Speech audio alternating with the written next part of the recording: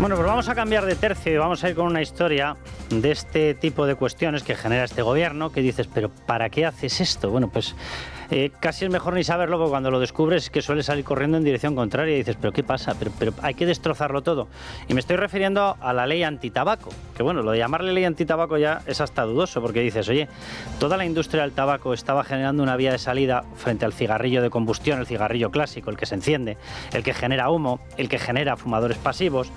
La hostelería, los bares, restaurantes, hoteles, infinidad de negocios habían desarrollado espacios especiales con una inversión brutal, gastándose el dinero que no tienen y el que les queda después de un saqueo fiscal.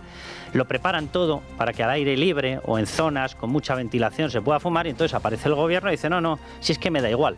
Ahora voy contra los cigarrillos que no generan eso y además voy a fastidiar los espacios abiertos. Y dice, pero ¿por qué tienes que hacer este tipo de cosas? Bueno, pues no me lo digan, yo no llego a saberlo nunca, no entiendo por qué nos meten en unos jardines tremendos con unos costes brutales, pero sobre la ley del tabaco pues quiero hablar con una persona que evidentemente va a saber muchísimo más que cualquiera de nosotros y que yo creo que nos lo va a poder explicar qué es lo que está pasando y sobre todo si tiene base científica o no tiene base científica, que es lo que está diciendo la ministra Mónica García.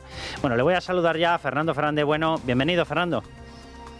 Muy buenas noches, Carlos. ¿Cómo estás? Fernando, un placer tenerte, cirujano oncólogo del Hospital Gómez Ulla de Madrid y, atención además, portavoz de la Plataforma para la Reducción del Daño por Tabaquismo. Te hago una primera pregunta absolutamente obvia y de respuesta inmediata.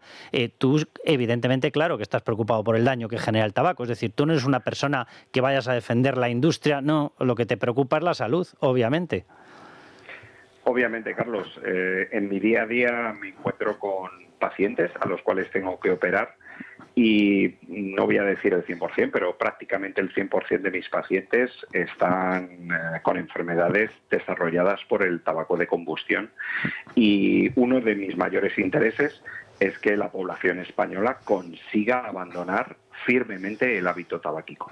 Pues nos vamos a entender de maravilla, porque además yo no he fumado nunca, o sea que te lo pregunto directamente. ¿Qué valoración estás haciendo la norma que está sacando Mónica García, que está sacando este gobierno? Está en estos momentos en fase de anteproyecto, pero la verdad que lleva un articulado que desde el punto de vista, desde luego, si yo tuviera un restaurante, tuviera un hotel, tuviera un bar, estaría muy asustado. ¿Qué valoración como médico haces de los efectos que puede producir? ¿Te parece correcta esa ley? Bueno, es que le han llamado anteproyecto de ley antitabaco y no hablan nada de tabaco, que es lo que a mí me ha llamado la atención. En primer lugar, se sabe ya desde hace muchísimos años que las principales medidas para que la gente abandone el tabaquismo es subir los impuestos al tabaco de combustión, cosa que el Ministerio de Hacienda le ha debido decir al Ministerio de Sanidad, oye, no lo hagas, que si no, no obtengo los beneficios por los impuestos que tengo al tabaco. Y en segundo lugar es el empaquetado genérico, cosa que ya hacen la mayoría de los países de la Comunidad Económica Europea. Pues nuevamente se han dado con la Comisión del Mercado de Valores y de la Competencia y les han dicho, oye, que esto no lo puedes hacer, que no es legal. Con lo cual, las dos medidas más importantes antitabaco no vienen plasmadas en este anteproyecto de ley. Y entonces le han dicho, bueno, pues como no podemos hacer nada, pues yo qué sé, vamos a hacer la ampliación de espacios sin humo. Lo han metido en terrazas, que fíjate tú, estoy cansado de salir a la puerta de mi hospital o de cualquier otro hospital que vayas por Madrid o de colegios y la gente siga fumando en las puertas y ahora han dicho pues que no se puede fumar en las marquesinas o que no se puede fumar en las terrazas. Cosa que me parece estupendo, pero no es plausible y al final lo que hace es enviar o poner como policías a los restauradores que ya suficiente tienen como para ponerse ahora a decir que la gente pues no fume en sus terrazas. Bueno, eso que estás comentando, Fernando, que es gravísimo porque efectivamente se extiende esa prohibición en espacios al aire libre.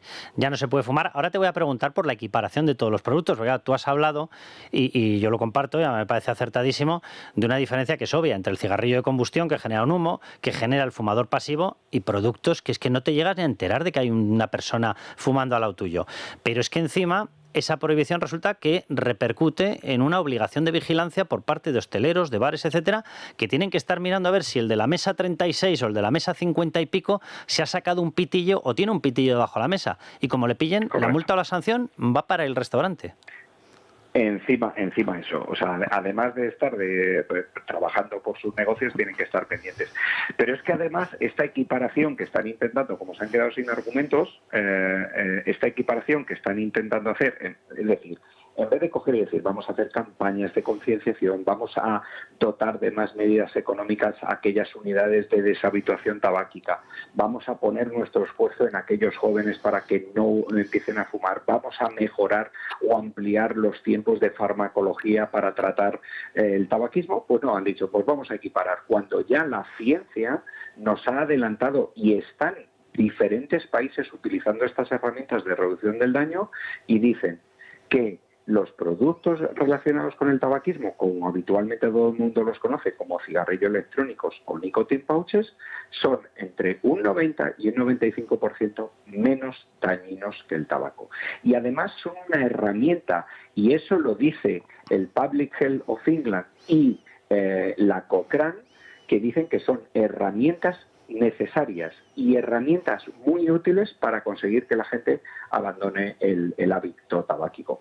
Con lo cual, pues es que, sinceramente, no sé en qué está pensando nuestro gobierno a la hora de implantar esas medidas. Sí, aquí, en vez del Public Health of England, somos más del Public Health of Mónica García. Entonces tenemos un reenfoque curioso de la ciencia. ¿Tiene algún soporte científico lo que están haciendo? Pues es que, por desgracia, es un soporte puramente ideológico.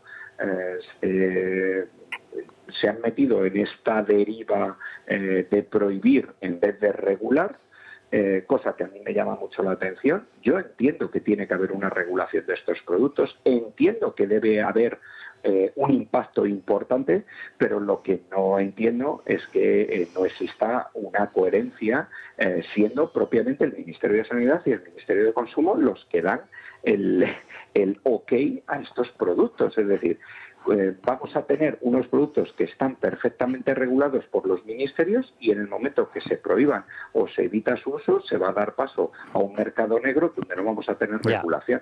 Pues es que no, es que es el mundo al revés, de verdad. Fernando, no te voy a preguntar por una cosa que yo me pregunto muchas veces y digo, ¿les molesta tanto el tabaco? Que repito, no quiero banalizar en absoluto el daño y menos en presencia de un oncólogo especializado en esto, el daño que genera el tabaco de combustión, porque evidentemente lo genera. Vamos a dejarnos de historias. Sí, es malísimo. Exacto, pero siempre me ha llamado mucho la atención la gracia de cómo lo combato, pero va y resulta que tengo impuestos y el monopolio fiscal es mío. Y dices, es una dicotomía un tanto extraña para esta historia. Pero déjame que te pregunte, vamos a ver, al final, nos guste o no nos guste, en España las cifras estimativas hablan de unos 9 millones de fumadores. El tabaco genera además una adicción. Habrá mucha gente que esté deseando salir del tabaco. Una vía de salida medianamente fácil es evolucionar hacia ese tabaco que es de no combustión, que genera menos daño para la misma persona y para los fumadores pasivos, básicamente cero. Con estas medidas se lo estamos cortando. Efectivamente, es que dejamos sin tratamiento en torno a un 50% de nuestros fumadores. Mira, si es que esto es muy sencillo. Con farmacología, con las terapias sustitutivas de nicotina y con el apoyo psicológico y con que algunas personas lo dejan de por sí, esto tocamos al 50% de nuestros fumadores. Tenemos otro 50% de fumadores que no pueden utilizar las medidas que proponemos o las han utilizado y no les han funcionado, y algún porcentaje que no quieren dejar de fumar. Muy bien, pues eso, el 50% de pacientes no puede hacer nada. Es decir, mujeres embarazadas que fuman, no les puedo dar medicación. Pacientes oncológicos que van a recibir quimioterapia o neoadyuvancia quimioterápica y después cirugía, tampoco les puedo dar. Pacientes multimedicados, tampoco les puedo dar farmacología. Entonces, ¿qué hago yo con esos pacientes? Es que me atan de manos. Siempre frente a una directiva de, no, vamos a proteger a nuestros jóvenes. No, pero si es que nuestros jóvenes, como hay que protegerles, es metiéndole unas multas abismales a aquellos establecimientos que les venden estos dispositivos o tabaco a estos jóvenes, como ocurre exactamente igual que el alcohol.